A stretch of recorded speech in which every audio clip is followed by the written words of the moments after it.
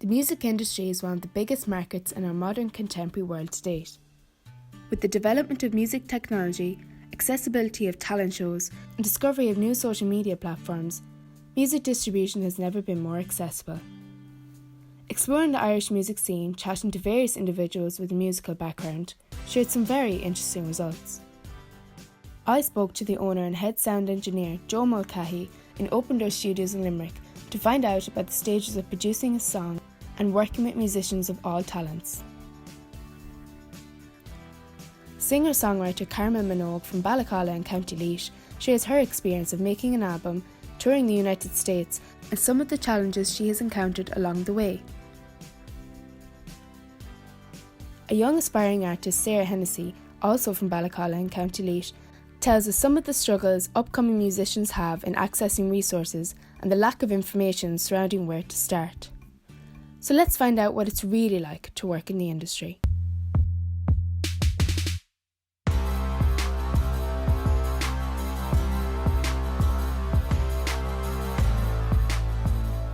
Recording, mixing, editing, mastering. I do tuition as well for people trying to set up their own kind of recording setups. If an artist is coming in and they're into a certain genre, I have to understand that and listen to it and kind of get into it, or else I won't be able to do my job properly. Demoing things yourself and at home, that's a good idea, because you will get to hear what you sound like and how you need to improve. If you're a young person, your life experience is just, this is your age and this is your experience of life, and some of the messier stuff happens above this age, like, you know, is when they move out of home and start living themselves.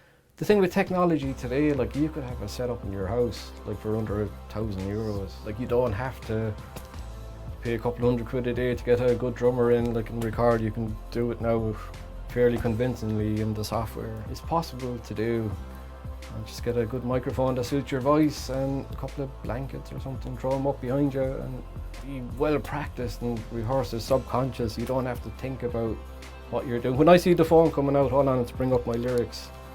And I'm like, oh no, we should have done that already. Like, female artists coming in now, just themselves, they're going out doing it themselves, individually. It's so inspiring, it's brilliant, it's amazing. Like, they're like, okay, I could, you know, get the job, like, and get my weekly wage, but I love doing this, like, you know, I'm gonna try it, like, and they'll work their arses off, like that. Our professionals comment on their thoughts about the competitions such as the X Factor and the Voice of Ireland, and whether they are allowing artists to fulfil their dreams after they win, and if they are worth taking the risk for.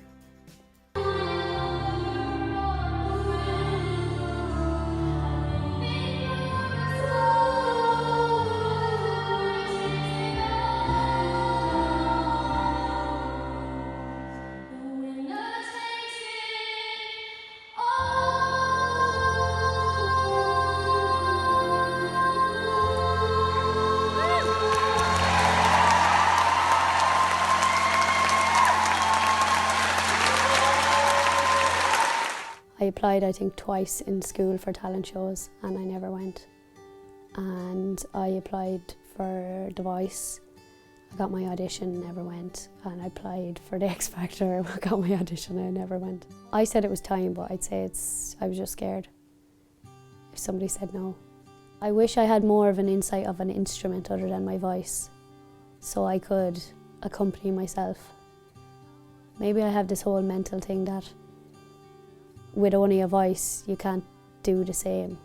I feel like, maybe, I don't know, personally I think it'd be hard. I started singing first. I started off with the harp, and it was just basically, somebody asked me to play for, it was some sort of a do, but I was in the background, you know, so I brought the harp. And I was in a hotel, and the guy asked me there, he said, would you mind playing here on a Saturday night when people are having a meal?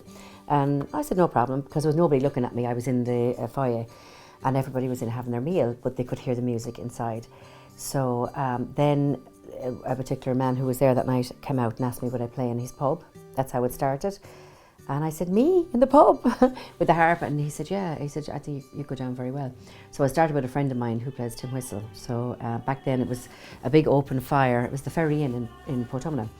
And a big open fire, and we played, but everybody sat down and listened. and clapped. So it was like, wow, that was the start of it. You know it's going well when they start moving. You see singers and legs are flying and arms are going everywhere. You're like, yeah, that's where you need to be. You're not just going to get big because you put something on Facebook. That's only a small part of it. I say it's pretty easy to get lost in there, especially trying to attract new people, I guess, you know, who haven't heard you, or because I've done it myself, like, you know, you just going through Facebook or Instagram and someone might put their heart and soul into a post or an ad or something, and you just go past it because you're looking for something else. Like, it's easy to do that. Play your music in front of real people that are there experiencing your music and create their own buzz. Go out and do it, be human, and just try relate to people. They will listen to you, they will support you. It's a hard industry. Like, you really need to be standing out nowadays. It's not good enough to be, oh, you're a lovely singer. Like, it's a lot of it is just money now, you know, and I mean, yes, I would love that. I'd love to be able, I see myself, I'm going to finish my nursing career, I'm going to pursue that as a career. I don't know if I'd be able to do or would do the music full time or the nursing full time. I could see myself doing half and half. I don't have much money, but boy, if I did, I'd buy a big house where we both could live. I think I get bored of it, but then in a way I never get bored of singing, so I don't know, it's nice to have a mixture. I would advise anybody, if they love music and they get knocked in a competition, not to let them stop them from singing and not to let them stop them from continuing on, because failure doesn't mean that's the end of everything. It's actually just learning from it, you know. I've had several failures over my life, and I still never stop singing. Okay, so I'd encourage anybody, if they're doing music, you do it for the love first of all, and share it, and just, you know, even if it's just jamming at a party or all of you friends getting together. A long time, confidence was a big thing. I know I could never be like, oh my God, I can sing. Like many people, like, you know, it's the outside looking in is what you count on for reassurance. You can't, I mean, you can reassure yourself, like, oh, I'm a great girl, but, like, you know, you can't hear yourself. It was only with the choir in school, you could never hear the choir when you're singing in it. It was only when I was late for a practice one time walking in and the choir was singing, and that was the first time I could ever appreciate the choir singing, because I wasn't in it, I was from the outside listening in. I did my first CD, gosh, back a long time ago. I suppose it's maybe 17, 18 years ago. I did a full album, and that was great, but it was so different when you're out gigging, because it's regimented and you have to go by the beat, and then the instruments come in, so it's a little bit different, you know. So I recorded, yeah, a good few, because I toured the States years ago as well, and I had an album then for when I went on my tour there. I always had a fascination with angels, and I always think there's angels around. I love angels, and feeling sorry for myself this one Christmas, and I just looked up at the Christmas tree, and one of the angels just kind of shimmered at me. So I was like, oh my God. So I wrote the song anyway about it. So it's called Angel's Wings. So it goes like this.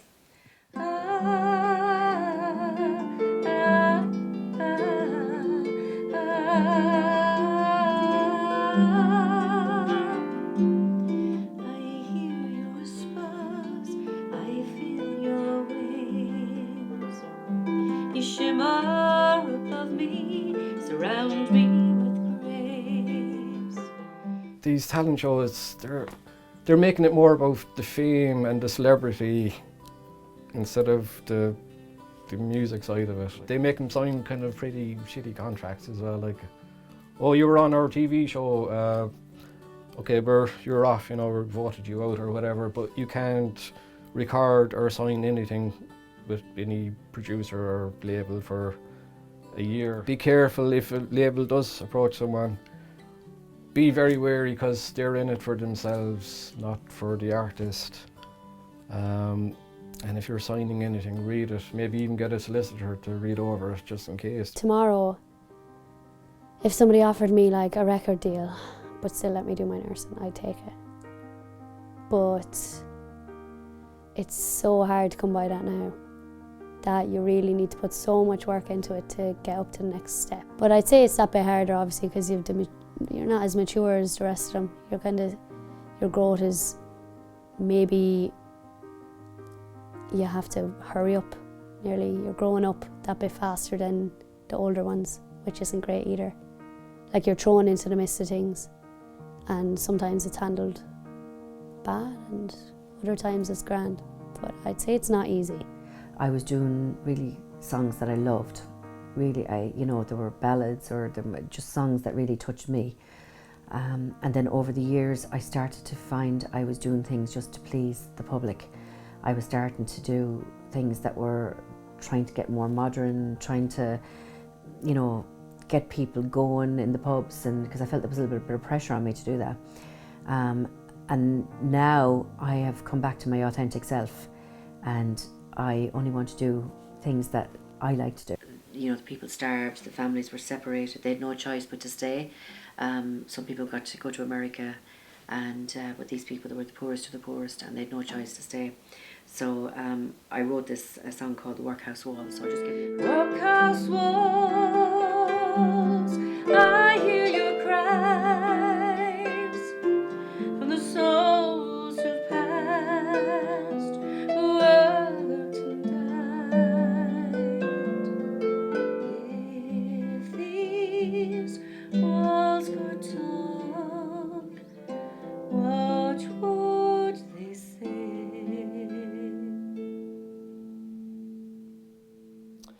I've talked to some of them, and they're good at singing, I don't know, rock songs, and they say, well, no, we have two other guys doing rock music, so you have to do country music, for the rest of the show. And it's like, but I'm not a country person, but you'll have to do it. And these are the proper talented people that work their arses off, to get good, and they get picked by someone that's probably better looking or looks better on TV.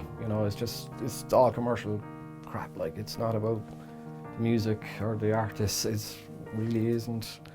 But they're broken. They feel so rejected, and their love and their motivation for doing music is just gone. They just don't want to hear about it, and it's sad. It's so sad. And it's about advertising, sales. It's about just the whole business of it. It's nasty. I think the main struggles that they have nowadays is, years ago, people used to be able to sell CDs to make a living out of it, or they gigged, whatever. But now everything is kind of streaming, or it's, and I think a lot of artists, and especially the bigger artists, they don't get as much money, so they have to get out and gig and do their concerts and things like that, to be seen and to be heard. But people don't buy CDs anymore. It's kind of a thing of the past. It's very seldom anyway. I think a lot of people are on iTunes or on Spotify, and I know you can get them much cheaper. But it costs an artist to record a song. It can cost quite a bit. It can be $500 a song. Now for me, but on the bigger artists, could be more. And it would take you a long time to make that money back. You know what I mean? So, but that's, I think, one of the main things that can be really tough for artists nowadays. But then staying true to your passion, when you love doing what you're doing, that's the joys of it. 71% of women between the ages of 18 and 24 felt most supported in the industry, while 59% of women in their 40s felt least supported throughout their journey so far. I am getting some kind of older people, men and women, they might be in their late 50s, and they're coming in and going, well, when I was a young girl or boy, I wrote all these songs, and I just want to leave these songs for my kids, that kind of thing. And they have some amazing songs, near to Jesus. Imagine if they recorded that, 20, 30 years ago. Songs that I started but I didn't finish, and I suppose I'm working on a cabin in the back garden there, which is going to be my haven, just for me to go in and get inspiration. And it's just, when you look out, you can see the castle outside our house here. So, and it's lovely and quiet. Nowadays, I do have a page, Carmen Minogue Music, and I just pop up things. If I'm doing a church or doing a party, I might just put up a song, and people love to see that as well, But years ago, people just came to hear you, or if a bride wanted me for her wedding, she'd come to hear me in a church and go from there. So. I know musicians that They say like they'll practice some piece of music or a riff, they'll spend like 7-8 hours a day just going over this piece of music, just so when they come in here, it's perfect. You know, that's the kind of level some people are at, and they'll do that every day. It's their job, like that's their day job, is playing and getting good at it. My mother, I suppose, would be responsible for that, because she was a lovely singer. She always encouraged me to sing. And my granny was a musician as well. She played the flute and tin whistle and fiddle, and they always had sing-songs years ago in the house before television, for phones and radios. So it was always a gathering of music and storytelling and that. So I suppose for me, I just loved it, and I used to hear my mother singing, and she encouraged me to sing. And the one thing I remember about her was, you know, she said anybody can sing, but when you put the feeling into it is when it really counts. So she used to make me stand on the fireplace and sing a song with my eyes closed. So I kind of relied on my students or my friends and teachers and that in school. And eventually I kind of was like, right. And my mum, in fairness, family, like the foam fingers. That's my baby girl. Past the jail and down behind the fountain, in the town that I loved so well. The music, it taps into a different healing. It taps into the heartstrings. I don't know what it is. It's just, there's something magical about it. I can't put my finger on it, but I'm kind of at the stage where I really, I don't want to block myself from doing anything. I want to just keep it open to do whatever I want to do, and being happy and making other people happy with what I do as well, you know. So, but the main thing is make myself being happy. The biggest thing is, look, tap into music to heal you, to lift you, to you know, change your life, you know. And I suppose the one thing I would say to you is, with music, is to try and listen to all genres and find the one that you like yourself, you know. But don't be afraid to listen to different music, and there's loads and loads of artists out there that are not even heard of. They might be on Spotify, but they might have very few followers, you know. But there's amazing talent. The other thing I would say to people is, if you do love music, is to try your hand in songwriting. Just try it, because it's a great way to express yourself. It's a great way to get your emotions out on paper. The power of the pen is just amazing, and who knows?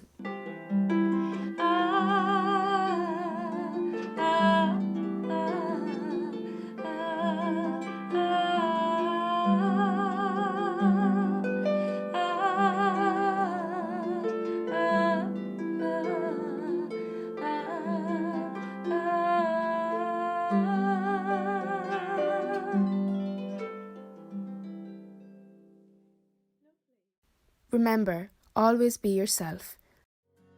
I will be that shining light to guide you home. It's the little things, I swear, the way you sing